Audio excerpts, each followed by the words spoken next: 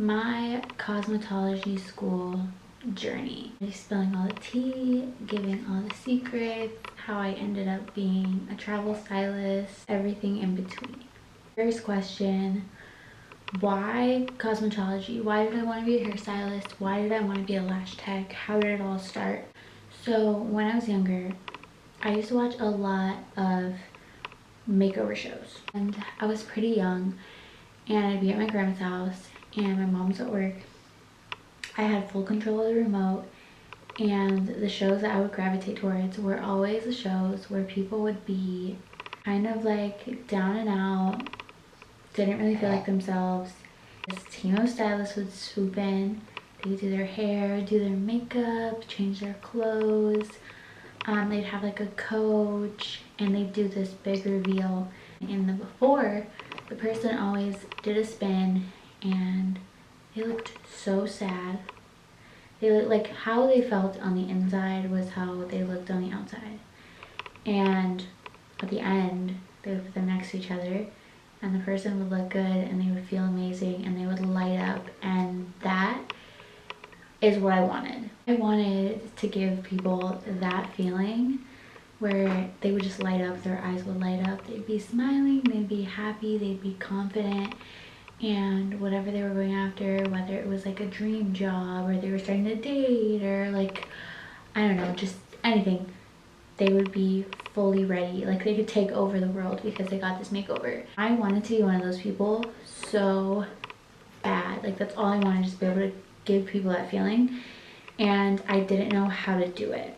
As I got older, I was trying to pick what to go to college for, and I wasn't even sure I wanted to go to college out of high school, but I got a scholarship. It was a Say Yes scholarship in my hometown in Buffalo, and you got to go to college pretty much for free, less than $1,000 a semester, and I had to go to college. I picked something that I thought I would like. I went to high school, I was a theater major, and I liked doing costuming, and I decided to go to college for fashion. Only 2 schools that had that major in my entire hometown. So the first school that I went to was Villa Maria College, and I went there for 1 semester because I got a surprise that my scholarship did not cover the whole tuition. I ended up transferring to Buffalo State College. To school for fashion, you had to pick either design or merchandising, and at my first school you had to take both up until I think your second year. At Buff State I got to choose immediately, so I chose merchandising, and it honestly just wasn't what I thought it was going to be. You'd be a buyer, so you pick everything that goes in the stores, and that was one of the options, but it was like full spreadsheets, still kind of office vibe, like, and it just didn't feel like me. I wasn't giving people that feeling that I wanted to give them. I really wasn't working with people at all. I looked at being a stylist, but in my hometown, it's small, there really aren't any jobs for that, and I would have to move to New York City. And I did when I was younger want to live in New York City, but I hate the cold. And my dad at the time had moved down to South Florida, and I would visit and I loved the heat. So I already knew I wanted to move somewhere that was warmer, and I didn't want to live in New York City. And being a stylist was something that I was super interested in, and I would love to kind of circle back to. I just knew something was missing, and my major even still wasn't what I was looking for. I did learn a lot though. I learned a lot about business, I learned a lot about marketing, and I learned a lot about really harsh like things like sweatshop labor, and like I'm gonna circle back to that toward the end too, but yeah, something just wasn't right. And my best friend at the time, she did a lot of makeup, so we were both sitting in our college like where all the food is, and we're sitting there talking about what we want to do. And she was talking about she loved to do makeup, and I was always doing everyone's hair. So when I was in middle school through high school, I was always dyeing my own hair. I would go to Sally's or wherever. If I could buy a box dye, I was just in the bathroom dyeing my hair. Even the first time my mom took me to a salon, I was just hooked. I loved changing my hair, and I wanted to do it all the time. That's why I ended up in the box dye world, and that's why when my clients tell me they box dye their hair, I've done it all. I've had every color and I've done them all myself. And I've done every horror story. I've fried my hair. I've done everything that you can probably possibly do. That was me in high school, and into college, I would always be doing my friend's hair. If we were gonna go out, I was like curling everyone's hair. I just loved doing people's hair. At the time when I was in college, I just didn't know that that was an option. I didn't know anything about cosmetology school. I didn't know I could go to school for that. Halfway through college, I knew that I wanted to drop out. However, my parents were not fond of that idea. So I decided to finish college, and then at the end of college, I would start cosmetology school. Here's where the problem comes in. So at the end of college, you know, life kind of happens. So I decided to move out on my own by myself, my solo apartment. I got a job, a full-time job, and I had to try to find a way to still go to cosmetology school. So I did not start cosmetology school until 2019. I graduated college in 2018, so it took me over a year before I decided to actually go ahead and start cosmetology school. And when I first started, everyone told me that I was going to be a broke ass hairstylist and that it was the worst idea I've ever had. My parents, they just wanted me to like get my master's degree, get a full-time job, like don't like forget these little, you know, cosmetology school dreams, like beauty school dropout, don't even try. I just felt like I didn't have a choice. I had to do it. So I started touring schools, and I had one school that was my dream school. I knew it was the school that I was meant to go to. It was right down the street from my full-time job.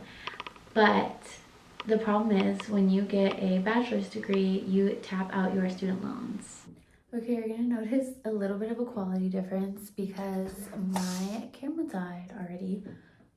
So we're just gonna roll with it. Back to the story. I had to take out $12,000 for that school. And frankly, at the time, while I was in college, I was working 3 jobs. So I knew I wanted to go to cosmetology school, and I busted my butt to save up enough money to go to school. And I did not have $12,000. I decided to go with my second option for school, which was an adult education program in my hometown that was part of the Buffalo public school system. So I got to go to that school. They had a tiered structure based on your income, and it was something that was more affordable to me at the time. And I'm just gonna tell you, the cheaper option is not always the better option, because later down the line, this comes back to bite me, especially when it comes to your education. That school, I started in 2019, and we all know what was in the works in 2019. COVID.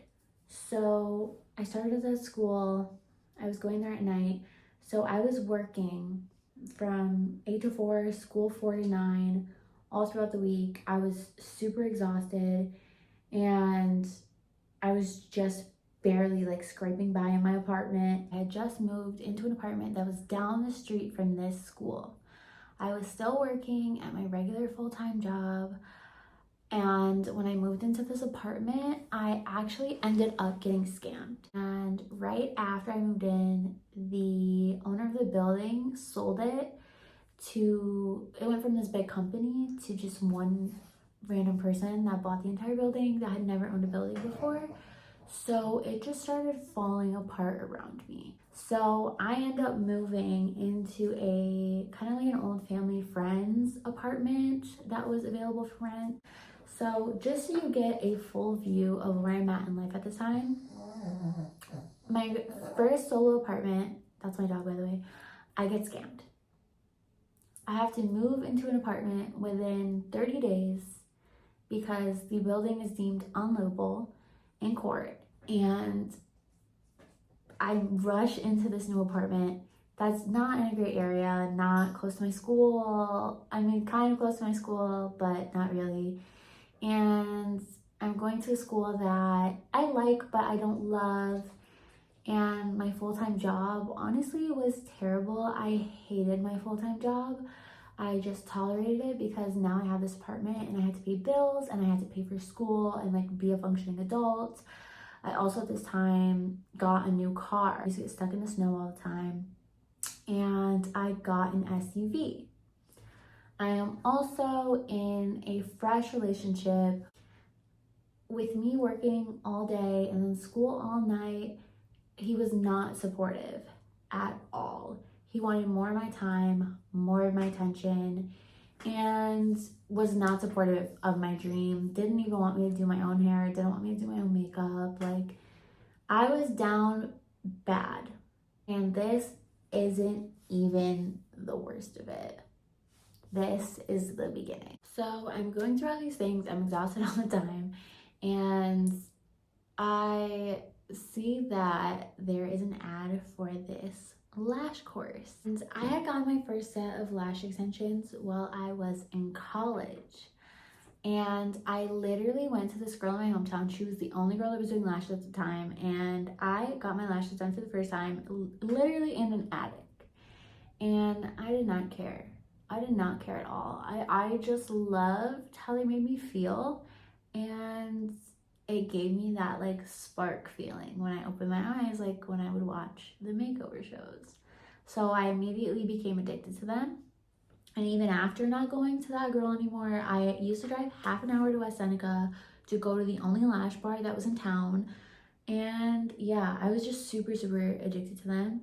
And when I saw that there was a lash course, I immediately wanted to do it. And it was a girl that had lived in Rochester and moved to another state. I think it was North Carolina.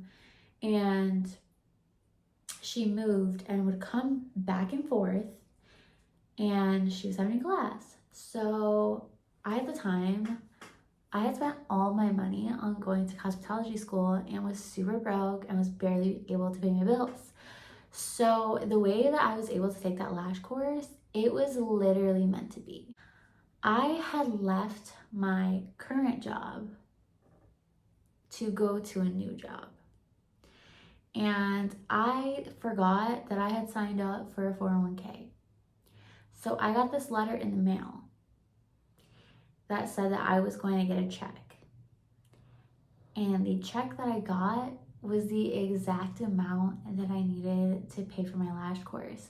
And I know what you're thinking. That's absolutely insane and the riskiest thing I've ever heard. But I did it. I used my last check that I was going to get from that job, not for bills, not to set myself up for the next month, not to pay toward my school, none of that. I used it for a 2-day lash course in Rochester that I had to drive an hour and a half to get to. I think it was like 8 hours each. And I drove back and forth, and it was honestly life-changing. Now, lashes were way harder than I thought. I don't know what I thought doing lashes was going to be like, but I did not think it was going to be like that. I had a very unsteady hand. Lashes did not come naturally to me. I had to really, really work at it and really, really practice. I only lashed my mom for 6 months, and my first lash room, I will insert a picture.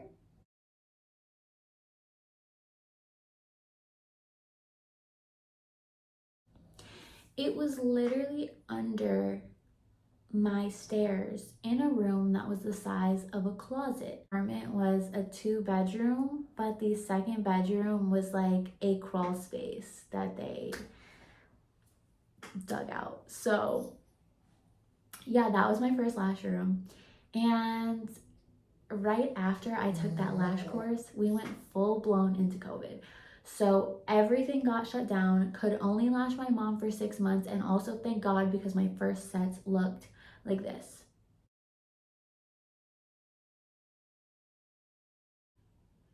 Insane. So only lashed my mom for 6 months. Everything started to close, including the new job that I was going to. And this is before the whole like unemployment thing. Like, I was terrified. I had spent my last check, my last dollar, my last dime on this lash course, and I was terrible at lash extensions for a long time. So I had nothing but the money that was left in my account. I could stay afloat probably a month before I'd have to go back home, and I had no job. This was my tower moment, because right after this, my cosmetology school actually closed for COVID. So my school's closed. I lost my job. I had no money. I was terrible at lashes. And my apartment, I hated that apartment. And the only jobs that were available were essential workers. And I was by no means a doctor. So, yeah. I also had just found out that my boyfriend at the time was cheating on me. I didn't want to get back with him. He keyed my car. I had to pay $500 that I didn't have in the first place to get it fixed. And then I had went to the doctors, not realizing that my health insurance obviously had lapsed. So then I started getting all of these medical bills for hundreds of dollars. So just to recap, I got cheated on. I was newly single. My car was destroyed. Not destroyed, that's a little dramatic, but I lost my job. I was terrible at lashes. My cosmetology school closed. And I was almost done with my hours. So I had about 300 hours out of 1,000 left to do, and I had no way to do them. I had done all the book work that I could do, because that's how my school worked. They made you do all the book work first, and then you started to hit the floor. So I had no way to graduate. And I was probably at the lowest point I think I'd ever had been. And I also decided at that time that I was going to shave off my hair. Now, I was dirt broke. I had bills to pay. I had medical debt.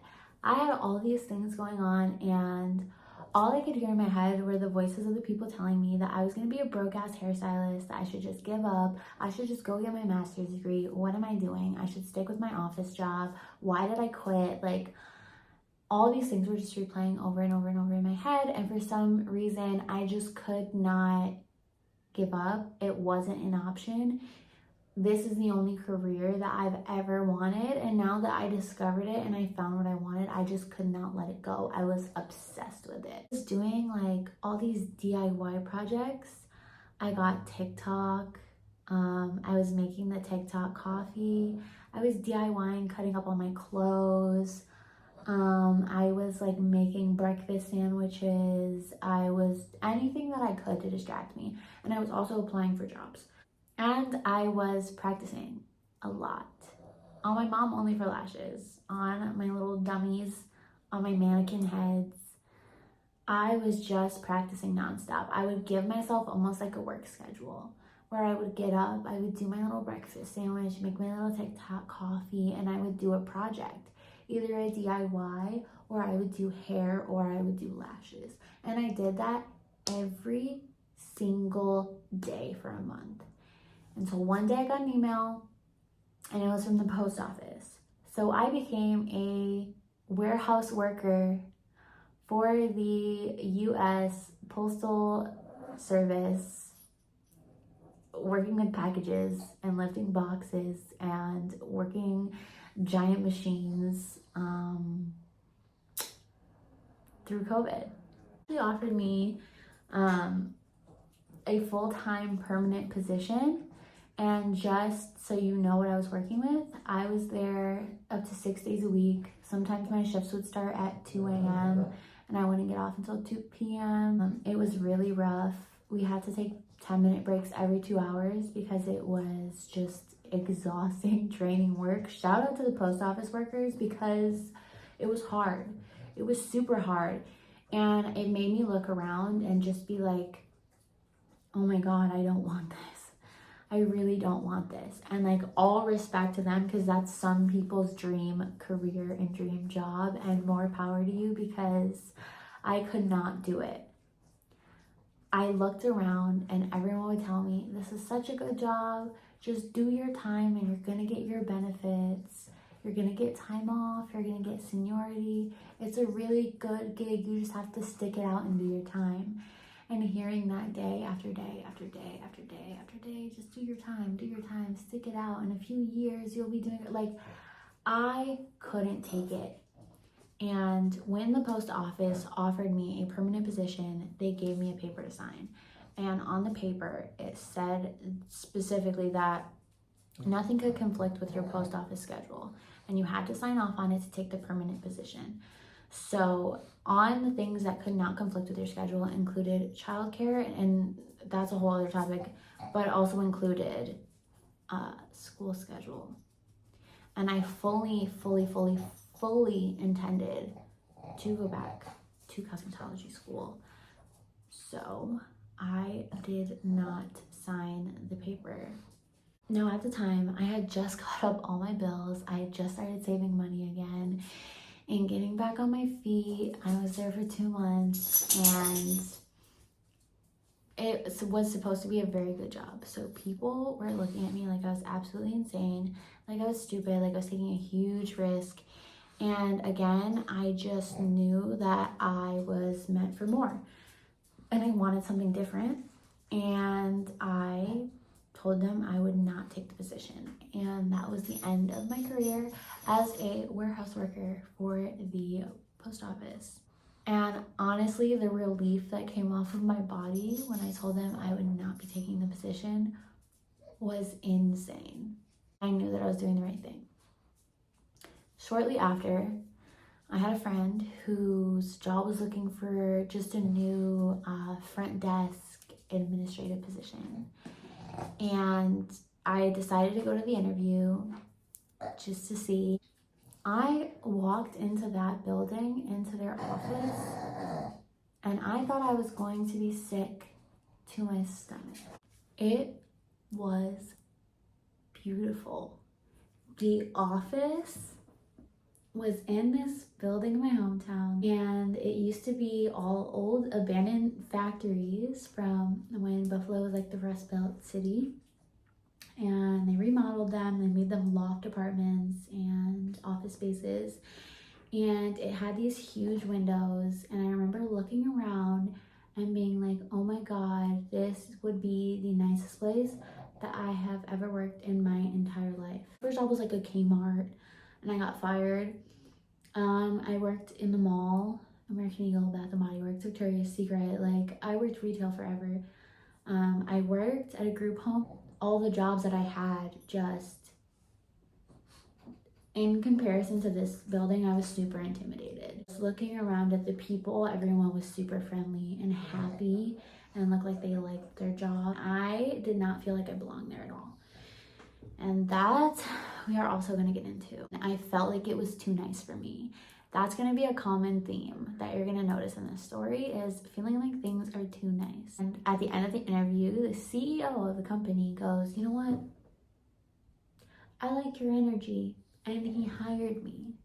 And I'm going to say the name of the company because I have like the utmost praise for them, and they were such a huge part of this journey. And I don't think my mind would even have been as open as it was to the experiences and the things that I have now if it wasn't for them. So it was Trusted Choice Home Care and Trusted Nurse Staffing, and they're an amazing company. I got that job, like, I don't know if it's still this way, but they had like unlimited PTO. They had a free coffee bar. They bought snacks every single week to keep in the drawer in the kitchen, just in case you need a little something to get through the day. They were super nice. The CEO knew every single employee's name and talked to you every day, said hi, asked you about your day. They had meetings constantly to check in with everyone. You could email them directly and you could walk into their office whenever. They had employee appreciation week. They had um, what else? They would do happy hours and cover the whole tab. They would do all these events like almost every month, I feel like. But the way they gave back to the community, they did volunteering. They like, it was just a level of kindness and compassion in a workplace that I had never experienced before or seen before. And it just blew my mind. And that company was the model for one day when I have a business. Well, I have a business now, but when I have a business with employees, when I have a salon, when I have a brand, when I have those things, how I want to treat my employees and how I want them to feel. Because leaving that job was honestly one of the hardest things I think I ever did. We had literal free health insurance. Like, it was the craziest thing I had ever experienced, and it was more than what I thought was ever achievable for me.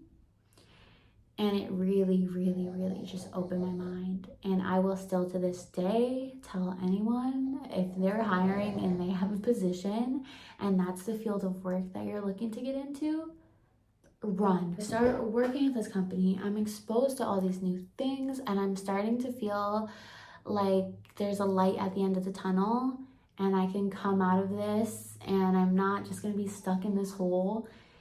And I start looking at cosmetology schools again because my school did not open. They did not reopen. I don't think still to this day they've ever taken another class after us. I actually think they got taken out by COVID. So it's a few months later. I'm getting my transcripts from them. I'm looking at new schools. I'm feeling a little bit lost. Set up another viewing of my dream cosmetology school that I could not afford in the beginning. Just to see what was different. And I'm gonna say the name of that school. It was Leon's, because I fully support and love Leon's. If you're in Buffalo, it is, I believe, like Cheektowaga, Williamsville border area. Really highly, highly, highly recommend. If you're going to go to a cosmetology school, please, please pick a good one, because it's so important. Like, if I would have started my cosmetology school journey at that school, I would have finished so much earlier. I would have been doing hair before COVID. I would have been just way ahead of the game. But you know, everything happens for a reason. Maybe mentally I wasn't prepared for that yet. I would have never ended up at Trusted if that was the case. And I needed that more than anything. So, you know, everything works out the way it's supposed to. I end up back there, and they take my old credit hours from school. They gave me like a test to see what I would score and what percentage I could take. I scored really high because I was practicing at home every single day like I was still in school. I was doing it, and I was taking, at this point, after they allowed it again, I started taking models for lashes, and I started getting a little better. I started understanding mapping. The girl that did my certification course, no hate to her, but during COVID, I believe where she got her products from, so her supplier was not shipping out anything. So I really couldn't get in contact with her, and I couldn't get supplies from her. So I was really doing everything on my own. I discovered Live Bay, super helpful. Watched all their videos, listened to their podcasts, like anything that I could get my hands on, any models I could take, just anything. And I got back into cosmetology school at this really nice office that I love, and they're really great to me, and they're willing to work with my cosmetology school schedule, and they want me to succeed and be happy. And I am lashing, and I'm slowly but surely getting better. I discovered this brand that can elevate me and has all these tools for me to learn and all these tips and tricks. And hair, I'm watching so many videos. I still follow up with Stu Styles. I went to one of his classes. I'll get to that part too later. But I was watching those videos religiously. I was just trying to learn as much as I could. I was taking models. I bought a salon sink to keep at my apartment so that I could do my friend's hair at home and style it and color it and whatever else. And my apartment was the next thing. My friend had an apartment open up that was upstairs from her, and she absolutely adored her landlord. She said he was great, he was really on top of things. The apartment was brand new and fully renovated. There was a garden in the back that the landlord started himself. There was like a raspberry bush. They grew tomatoes. It was literally like I was living in a fantasy land, and I didn't see how it could get any better than that. Me in my tiny, cute apartment with my dog, who is like gonna be snoring the whole time. But me and my dog in a cute apartment, I felt really safe, and that was important to me. I was closer to my mom. I was back in school. Like, I was on this high, and I did not see how life could get any better than that. And oh my gosh, was I just had no idea. Now, my first salon, I'm not going to say the name of because I had an absolutely terrible experience. And I know, I'm sorry. I know you were probably hoping for a very happy story about how I left my office job with amazing people and I went to the salon and I immediately started excelling and I immediately gained this clientele and it blew up and I moved to Florida, and it's not that kind of story, unfortunately. It is a very windy, twisty, up and down story. And this is when I went from the highest point back down to the bottom. I had met the owner when I was bartending. She came into my job. She was super sweet to me. She tipped very well. She left me her card and her phone number, told me she was looking for someone to mentor, that she had 30 plus years of experience, and she really just wanted to give a new stylist all of the information that she had gained over the years, all the knowledge, and help them grow and be successful and just be a really great mentor to them. And I just ate it up with a spoon. I graduate, I leave my job, I call her, and she offers to start me off as an assistant. And she tells me what the pay is.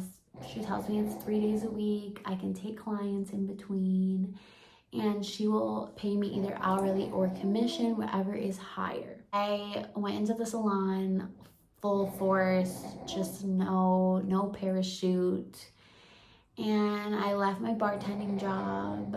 I just knew that this was gonna be my dream come true, and I could not have been more wrong. I start my first day at the salon, and of course I'm a little like lost, I don't really know what I'm doing, but I'm showing up, I'm here, I'm willing to learn, and it was not received very well.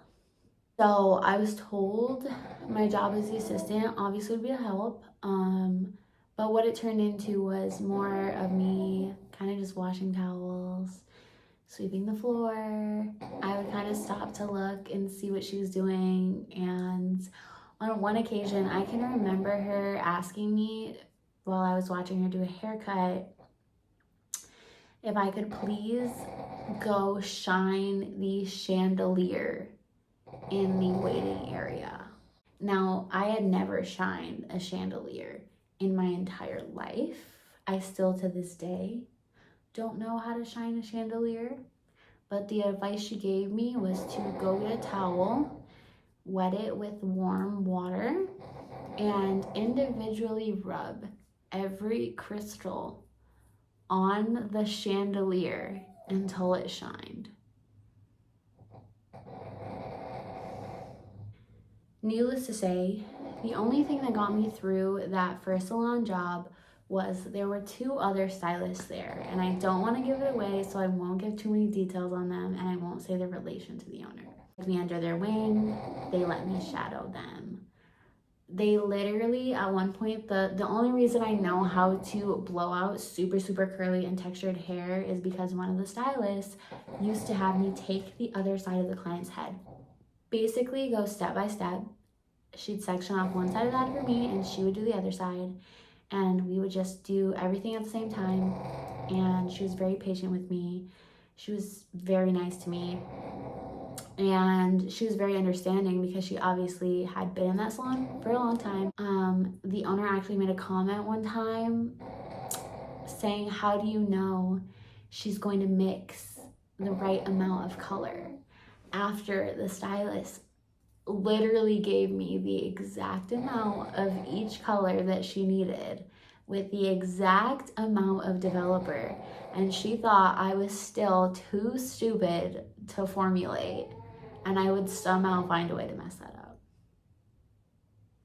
She was pretty ruthless. I had never worked in a salon before.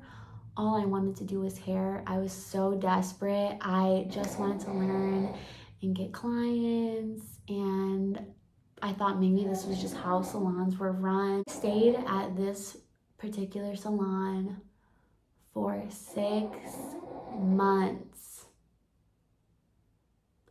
Now, to my baby stylists, please, for the love of God, do not stay at these toxic salons.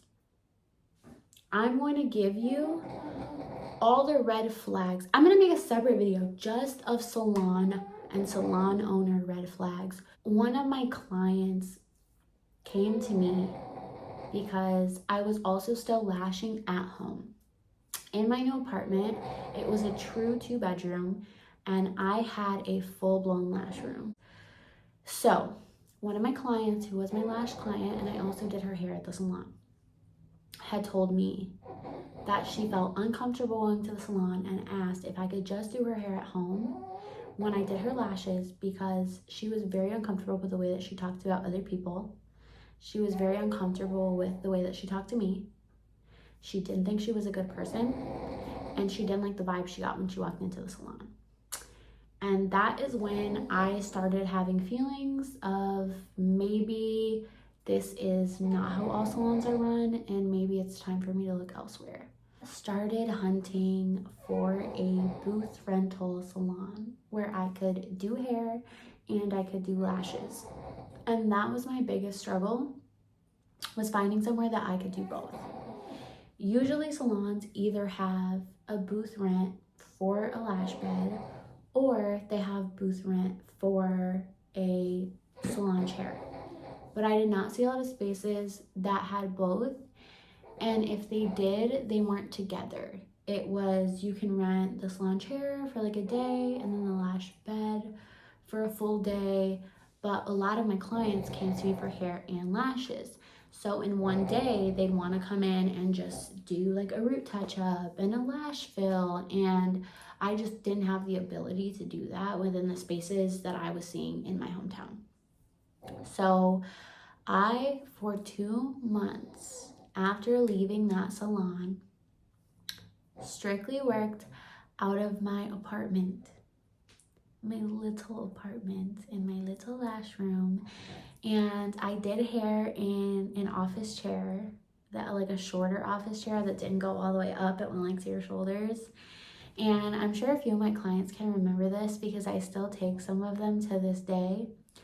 And I used my at-home salon sink that, if Ami remembers, because I'm sure she's gonna watch, she was my first tester for my salon sink, and we flooded my entire kitchen.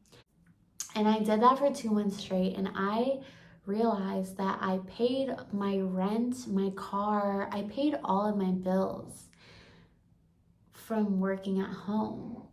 And I quickly realized that maybe I was actually ready for a suite.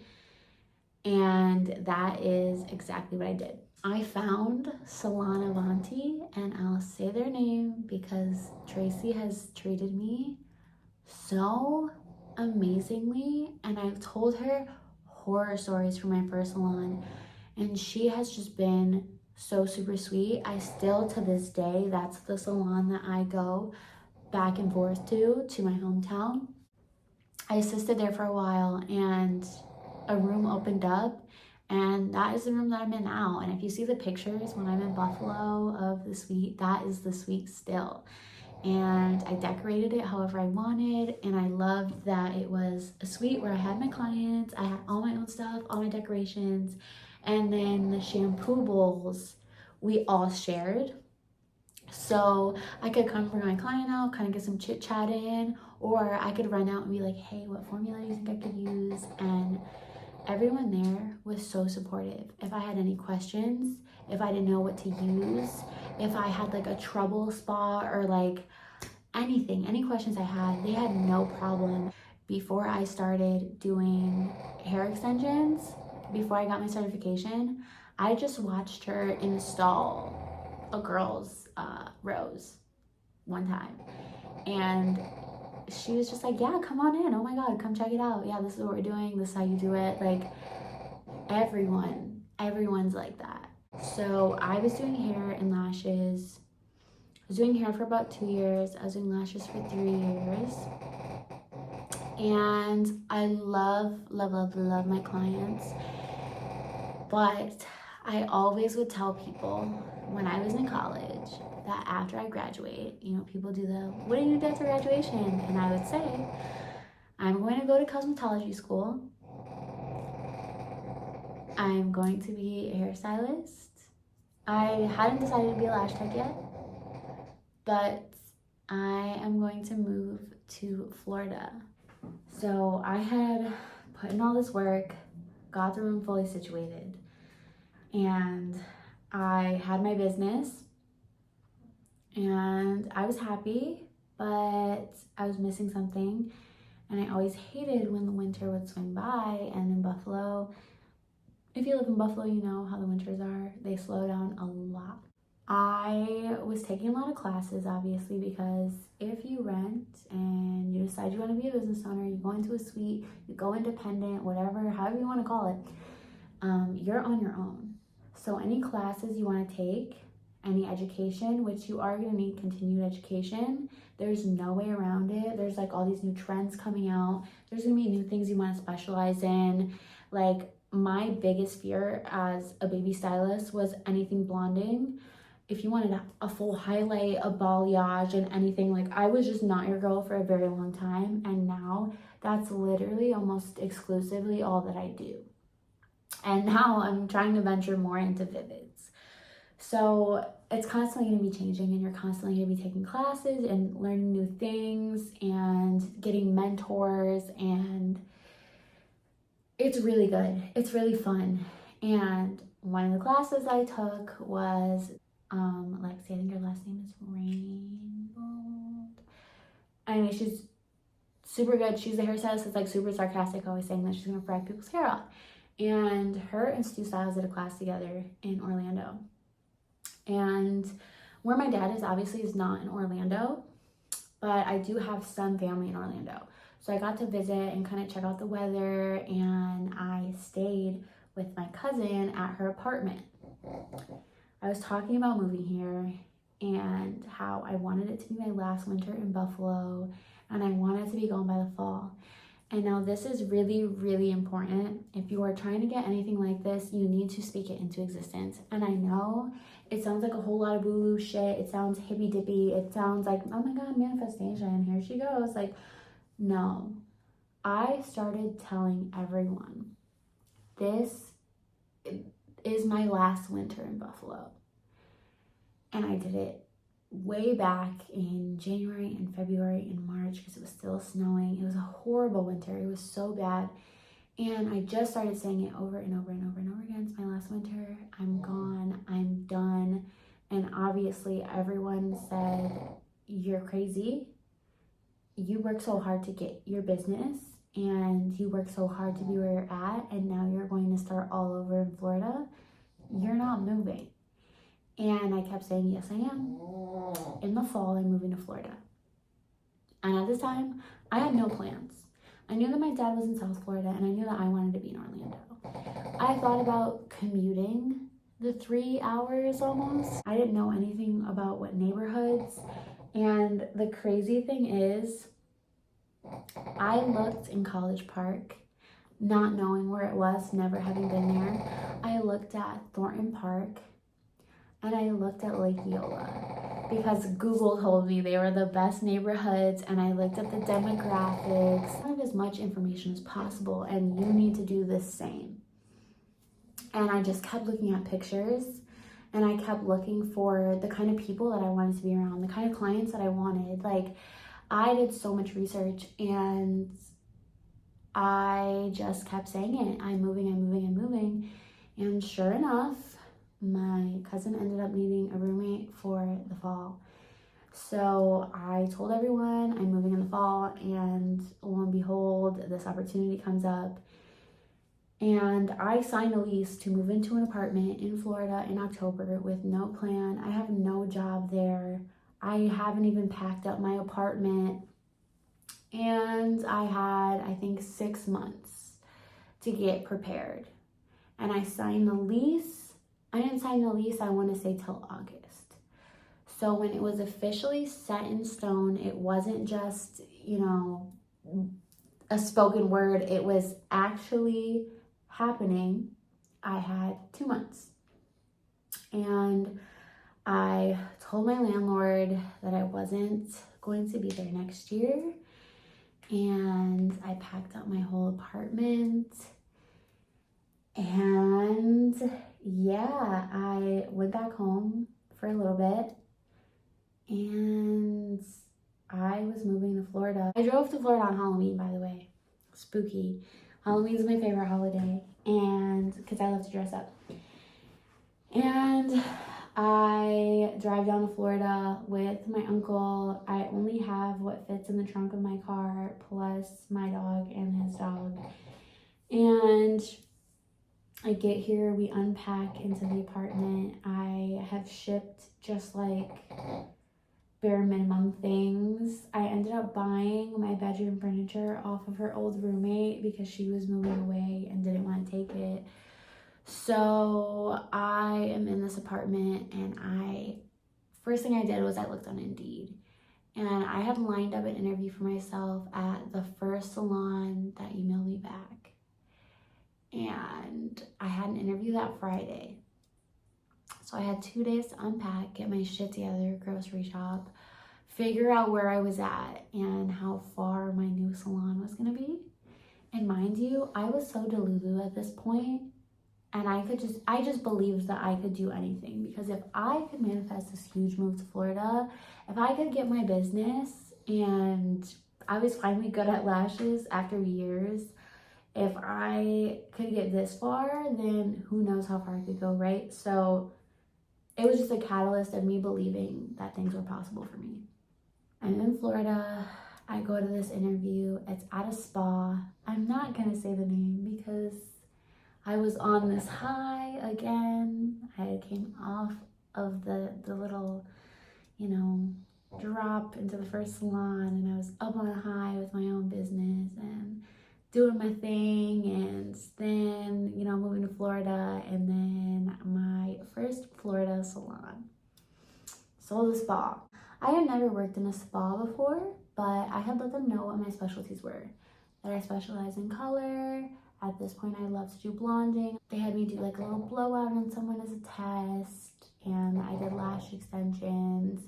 They didn't offer that service at the time, but they said they had tried it before. It just didn't take off. So I was hopeful, and I thought the interview went really well, and I got the job. They seemed super nice, and I got in and I started, and the first thing I didn't like was I had to wear all black. I had gotten into this field because I really liked the self-expression part of it, and I did not like that they started asking me if I could change my pink hair. I only had one little strip in the side at the time. And then they asked if I could also take the front desk like 1 or 2 days a week because they needed help. And of course I said yes. I wanted to do any and everything I could possibly do to help because this is my job, this is my salon, and I was excited. So I quickly realized that it was a little bit catty in the spa. There was kind of like a high school-y vibe. Some of the girls were younger, but the manager was older. I was very confused. And then one of the employees at the front desk specifically was like a lot older than us. Like she only worked because she was like get bored. And I did not expect the level of high school drama that was going to be in that spa. And maybe other people that have worked at spas can let me know if this is something they noticed too. But it was extremely high school. It was super catty. It was snarky remarks. All of my clients, for the most part, were amazing. And the clients weren't the problem. When I was doing hair, I was commission only. No hourly, no nothing, unless I was working the front desk. Started to get in trouble for not being in the salon when there were no clients and sitting in the back. When I wasn't getting paid. It was not a good environment. It was very catty. It was very high school. I was super unhappy. And the manager made it very clear to everyone that she did not like me. Not even, oh, I'm not her biggest fan. I'm not her best friend. No, she straight up would tell the employees that she did not like me. And if you've ever met me or you know me or you're my client, you know I'm super sweet. Like I'm that's just how I am to everyone. But if you're going around telling a bunch of people for no reason that you just don't like me, okay. Started at first asking me to do services that she knew that I was not a specialist in. So she started asking me to do like men's cuts or putting them on my books, knowing that I don't even own clippers and I had no idea what I was doing.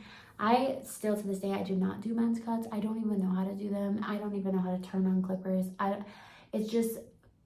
Something in my brain doesn't click when it comes to that. If you ask me to do a fade, I will shave you bald. The manager really didn't understand because she had never went to cosmetology school. She never went to barbering school. She was not an esthetician. So she thought if I went to hair school, I must know how to do fades. And that was not true at all. And every time I would try to explain, she would just say that I was being combative. Didn't understand. We were constantly butting heads, and eventually it just came to a head.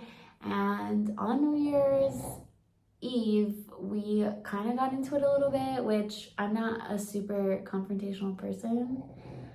But when I'm being just pushed and pushed and pushed, so needless to say, that job did not last very long. I don't even think I put that job on my resume because it was terrible. Spa, I didn't know at the time because I was new to Florida, but they don't have a good reputation at all. And I can see why. So right before I moved, one of my clients had said as a joke, what if you just went back and forth like hee haw to still do my lashes even though you're moving to Florida? And a few of my clients were not happy that I was moving.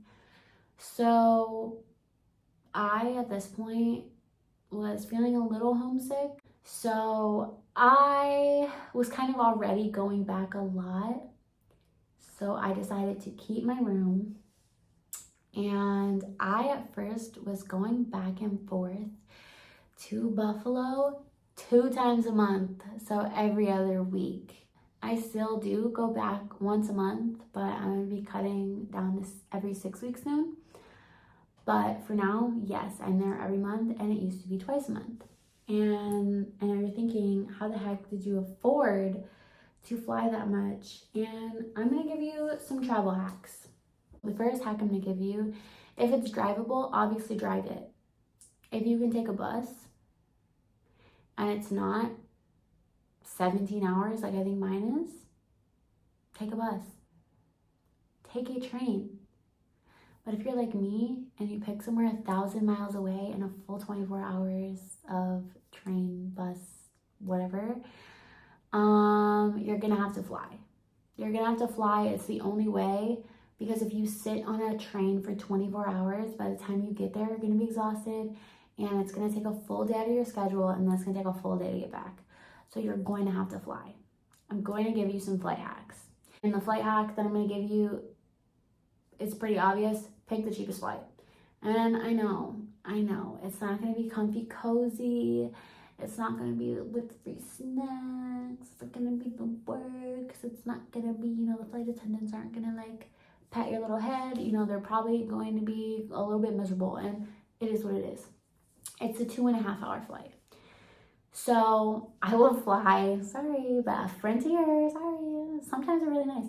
But sometimes it's a good flight, sometimes it's terrible, I'm gonna be honest. And my favorite airline to fly is Allegiant. Their legroom's a little bit smaller because I take my dog with me, so that's a little tight. That's their only downside, but they are, pretty manageable. I don't know, the airport is small. It's the Sanford Airport, and it goes to Niagara Falls Airport for Buffalo. And their flights are usually pretty decently priced, under $200 for a round trip. Spirit does not go to Buffalo anymore, but if you can, get in with Spirit. I typically will usually do Frontier because they're always the cheapest, and because I've flown them so much now, I get points, and if you get a certain amount of points, you start getting free flights. And now I can pick my seat for free. I can bring a carry-on for free. If I hit another point level, I can bring my dog for free. The more that you fly with one airline, they will start to hook you up. And I have flown JetBlue and I've flown Southwest. And the trick is sign up for all of their emails. Every single airline that you are going to want to fly or you think might have a good deal, get their emails, because they will email you when they have slow times. They will email you when they're running specials. They will email you deals. They will email you points. They send a lot of stuff through emails, so sign up for their email. That's going to be the first hack. If they have a little membership that is free, sign up for it, because it will probably double the amount of points that you get, or it'll be 1.5 for every dollar or something like that. So become a member. If you can, get a credit card through the airline, or just get a travel card. If you can get the points through the airline and buy it with a travel credit card, this is something that I wish I would have done in the beginning, because I missed out on so much. A guy the other day on the flight was explaining to me that he sits in the lounge for his credit card company and eats for free, drinks for free. There's ways to do it extremely cheap, I'm trying to say it, or decently priced. Peak times are obviously going to be busier, but for example, Frontier, when they have specials for, I don't know, $20 flights, or 70% off, or 100% off, they do sometimes, which is insane. I don't know how long they're going to do it for, but take advantage of it. When they're having 100% off and you're only paying the airline fees, your trip is going to be $70 round trip. So if you can get a free flight and a $30 flight, that's $30 for a round trip, just because you got airline points, okay? So please, please, please, be smart about it. Even if you're not traveling for work, just do it. Just do it. Just get the points and get the emails so you can find the best deals. And most of the time, they will hook you up from the points for your credit card with either hotels or car rentals, so you can get really good deals. But I can write it off as an expense because I do it for work. So that's also a plus. And just be very smart about it, be very intentional, and plan your dates as far ahead in advance as you can. So I typically, when they're having 100% off, if they don't have dates that they cap it to, because sometimes it has to be, you fly by this date, I will go right up into that flyby date, and I will buy the next 2 months of my flights if I know my schedule that far in advance, and I will go in and block off those dates here, and I can get 2 round trips, one for $70, one for $30 with a free flight. $100 for 2 months of flights? That's $50 each. You can't really beat that. So try to stick with one airline if you can. Sometimes you will find deals though through JetBlue and Southwest, and why not give yourself a nice little luxurious experience and free snacks and smiles and extra leg room. That is how I was flying back and forth, and that is how I kept my sanity, and that is how I kind of kept my head on straight, because when I was in that very toxic spa and I was coming back to Buffalo, I'd come back and go in my suite and be like, oh, I'm so grounded. Now I remember, like, this is why I do this. And being a business owner and having my suite is so different than when I go to the spa and I have to show up and deal with these people that are treating me like absolute garbage, and I'm trying to be nothing but nice to them, and then also make my clients happy, but I'm like dealing with all this drama in the back room. Like, it kept me afloat financially, it kept me stable, it kept me grounded, it helped me remember who I was and why I was doing this in the first place, and that's why I still do it to this day. Now, at this time, I was also starting to work with a lash mentor. So I was focusing a lot on hair, and I was kind of losing lashes a little bit, and I didn't want to do that. I've always made it very clear that I want to do both. And when people ask me which one I like more, I can't really answer. I just love them both. I think they go hand in hand, and I love how they both make people feel. So I'm gonna do them both for as long as I can. But anyway, I worked with a lash mentor, and she was really good. I'm not even gonna lie, that girl was good. She was really good. But it just, that specific salon did not have the clientele that I needed to obviously be able to pay the bills. And I didn't want to be like living in Buffalo and visiting my apartment in Florida, so it just wasn't gonna work out.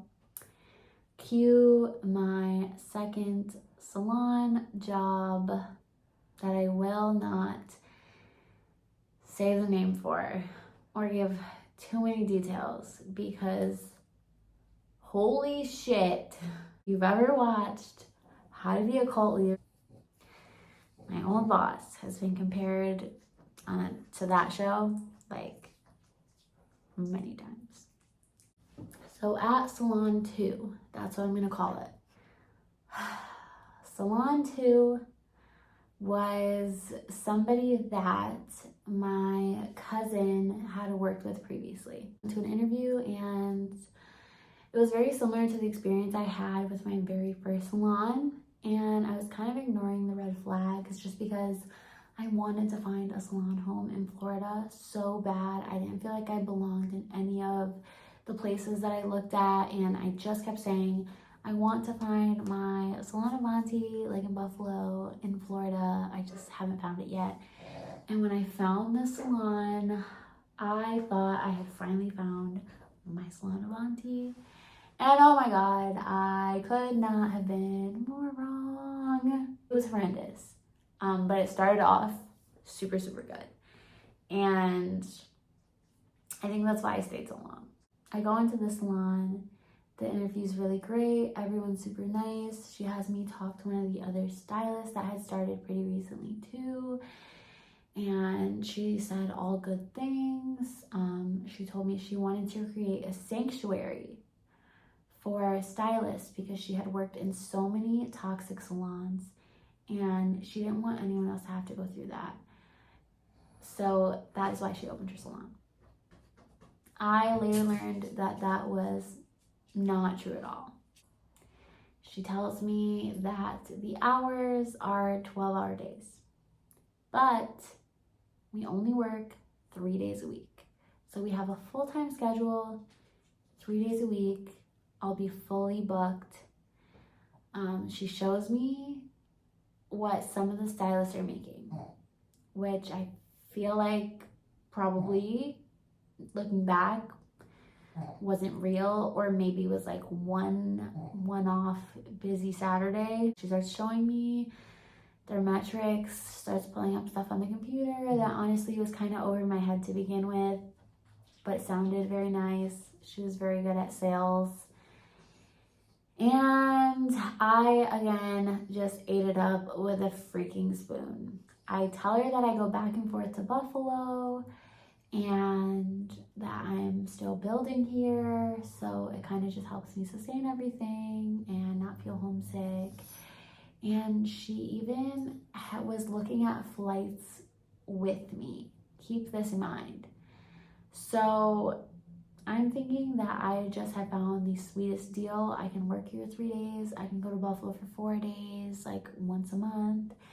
And this is gonna be amazing. It's gonna be my dream job. All the girls get along. Everyone's sweet. The owner is nice. She has my best interest at heart. She cares about me as a stylist and human being and my growth. And she was telling me that she had all of these tips for marketing and that I was gonna be a 6-figure stylist if I just listened to everything that she told me to do. It was also not true, by the way. The salon was also a commission-only salon, so if you're noticing a trend, I'm just going to tell you. So Salon Avanti, you can assist at Salon Avanti. You can be a commission stylist at Salon Avanti.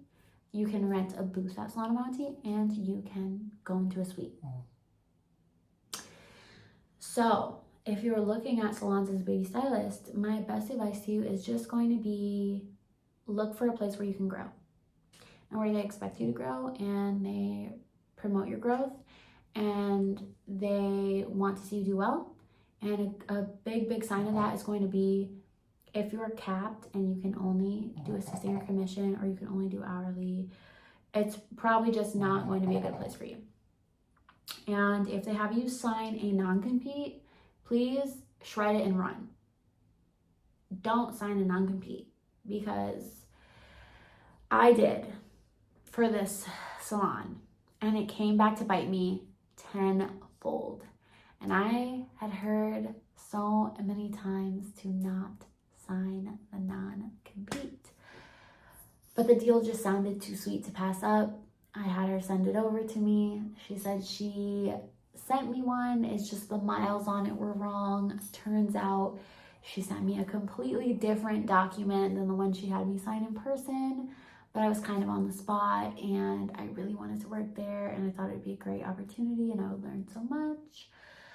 So I signed it anyway. The first few months of being at the salon, maybe the first 2, were great, and then you can only hold up a facade for so long. So shortly after the money stopped coming in, the season slowed down. I don't regret working there because I did learn a lot and I met a lot of people, and a lot of the clients that I had personal relationships with that already followed me on Instagram, had my phone number, reached out to me, still to this day, reach out to me and will come to me. So I don't regret it because those people obviously liked something about me enough that they wanted to keep up with me. I want to be a business that cares about the stylist. And I want to be a business like Salon Avanti, like Trusted Choice, like Trusted Nurse Staffing, like that cares about you as a human being and cares about you as a person. And doesn't just put money above humanity. Not saying Salon 2 did that, but if you can make your own judgment by the actions that are displayed. Yeah, that salon, just the money started to slow down. People obviously, when they're not making money, they're not very happy. They're a little more testy than usual. There was a tightening up of the salon. There was a new dress code implemented, stricter rules. Our breaks were being mysteriously taken out. There was just a lot of things. And the owner just was not the nicest person anymore that I thought she was in the beginning. She said a lot of nasty comments about a lot of the stylists to each other, that when we started kind of cross-comparing stories, it was really bad. Like, she didn't like how they dressed, buying them foundation, saying they needed to wear it, they needed to, like, it was just crossing a boundary into just making people feel bad about themselves and attacking them personally. I will never, ever, ever, ever, ever, ever, ever, ever make anyone feel the way that she made people feel that were working for her, ever, or just anyone in general. I would just never want to make anyone feel the way that she made a lot of people feel. And I will leave it at that. So at the end, obviously, I was locked out of everything. I couldn't contact anyone. And honestly, again, similar to the first salon, a weight came off my body. I wasn't happy there. I knew I wasn't happy. I was overstaying my welcome. I knew I wasn't meant to be there anymore. And I was just procrastinating the inevitable, which is me finding a suite. And at the time, me and another stylist were kind of talking about it, and we were talking about it and looking at suites anyway. So when there was a big blow up where the owner let me know that I needed to dissolve my business, I needed to no longer put my Instagram name on my photos. I was not allowed to have my own business or my own brand. I was not a brand, I was an employee, and basically wanted me to just delete all that shit and make it about only her salon and just my regular old name. And that obviously was not something that I was willing to do. And she asked me to not go to Buffalo anymore. And there were just a lot of things that were really boundary crossing for me. So it was just time. I took a break. I went to Buffalo for a little bit. I kind of gathered myself because I knew that it was time for me to go independent in Florida. And I was terrified. I'm not going to lie to you. I was not super familiar with the area. I obviously had signed a non-compete, so I could not be within a certain amount of miles to the salon. It's pretty far, but it worked out, and people obviously have stuck with me for a reason. And I had some people that were coming to me even before that salon. I had one client that moved from Buffalo to Florida, and she actually drives 2 hours to come and see me to get her lashes done. So I'm just gonna tell you, if you did sign a non-compete, don't be scared. The people that really love your work and being around you will still want to come to you, no matter how far you are, even if it's 2 hours. People will drive for what they want and for the quality of work that they love. And it's not just the work. If you're close with your hairstylist, if you're close with your lash artist, and you formed a bond with them and they know what you like and they do a great job, you can chit chat, you can girl talk, you're comfortable, then they're going to stick with you no matter how far you are. So don't be afraid of the non-compete. Like, it is what it is. I'm out of it. I'm safe legally and I'm happy, and that's all that matters. I have my suite now and I love it. I'm super happy. I get to change my schedule here and in Buffalo, and it's more flexible and it's getting busier, and it's everything that I could have possibly dreamed of and more.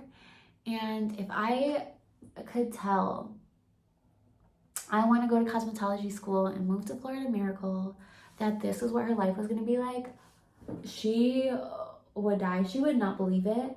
I think it was possible. And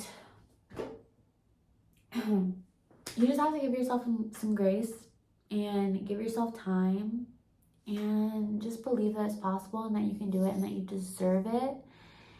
And don't take anything less than what you deserve. Don't let, freaking toxic salon owners, people that care more about money than humanity, people that don't value other human beings, people that are going to try to tell you that you're crazy, are going to try to tell you that you need to do, probably what their dream is. So also give them grace, but understand that you're on your own path and you know what you're capable of. And because you have the desire, know that you can achieve it and that it's possible. And just keep saying it, keep thinking about it, keep looking at pictures of it, keep planning it. Even if you don't think that it's ever gonna happen, write out a plan, just anything. You're going to get it, and it's possible. But that's the first step, is just understanding that it's possible for you and you can have it. Because for some people, something as simple as like, oh my God, she's a hairstylist, like big whoop, you know, that might seem easy to them. But for me, my mentality and it was my mindset. My mindset was keeping me from the things that I wanted, because I thought that I couldn't have things that were too good. Even when I came to see the apartment in Florida, I remember calling my dad and being like, oh my God, this is too nice for me. And him asking me, why do you think that? You work hard, you deserve this, you can have this. And it took a lot of tears, and it took a lot of just breaking boundaries and therapy and just working on my mental health to be able to accept that I can have things like this. And now I live, I'm not gonna say the address, but walking distance from where I work. And I have my suite, and I have a beautiful freaking apartment. I'm in downtown Orlando. I get to have this like kind of city life and the heat, and I'm so fucking happy. And I get to go back home and eat buffalo pizza, because oh my God, Florida pizza is so bad. I have so many of the things that I just never thought that I could have. And I want that for everyone. I just so badly, like when people tell me their goals and their dreams and they put it on this pedestal like they can't have it, I'm like, girl, I will be your biggest freaking hype man. And I think that's also part of the reason my clients love me, is because I just push them.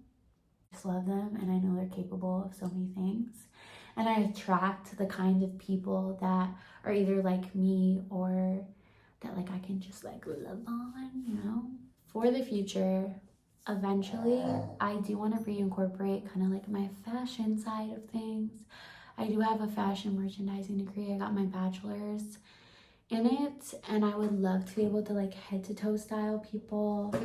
I want to get really into like sustainability. I'm a thrift girl. I made this, it says you're only as pretty as you treat people on the back, but I want to get more into sustainability. I really want to work with Green Circle Salon and be more environmentally friendly, and just overall, because you know, hair and lashes is not a very, you know, green service, and you can make it that way. So I want to work with Green Circle. I really want, knock on wood, I'm trying to manifest maybe by the end of the year or something, like a salon space. But I want to just expand and have like some like nice green products would be nice. I really want to work with a wholesaler for products, but I want it to be if I can do environmentally friendly as possible. So if anyone's got the hookup for that, so drop me a comment. We learned a lot about sweatshop labor in school for fashion merchandising, and none of that. So I just want to be able to actually verify that the warehouses have fair labor practices. Yeah, and that's where I see the future. For my apartment, I said I'm gonna put it on my 5-year plan, or like even my suite. I was like maybe next year, and then it just comes super fast. So I'm trying to speak it into existence. But if you see it in the future, and I have this beautiful space and clothing, and I'm styling people, and I'm doing like a full makeover once a month for the free, like I've been watching a lot of Queer Eye and crying. It's kind of bringing me back, but that's what I really want to do. I just want to be able to do that for people. Stay tuned, because I want to take it even bigger, and I want to do even better. And I know that it's possible for me now. So yes, any baby stylists, if you ever want to ask me questions, if you ever need help with anything, you can message me. In the future, maybe when I have a space, I can like, I don't know, coach, or I don't know. I just really want to help. I really want to help people and make people feel good. And that's always been my main goal. So yeah, that's how I'm going to end the video. Yeah, drop me any comments for any questions. I hope it's not too super long. And yeah, thank you for watching and caring. And also, I forgot a major part. Shout out to Sam Vey, because when I was debating leaving my job for cosmetology, I watched her video. She did a video like this. That's a huge part of why I'm even making it, is because watching her video of her leaving her corporate job and going to cosmetology school changed my freaking life.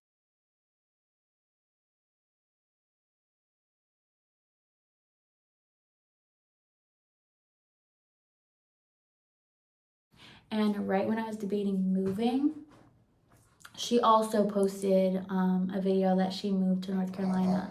So I've kind of gotten to follow her roadmaps, and I would love to be able to do that for other girls. So yeah, she inspired the whole video. So shout out to her, and look at her video on her Instagram. My dog's eye boogers. Okay, say bye, Wuda. Bye.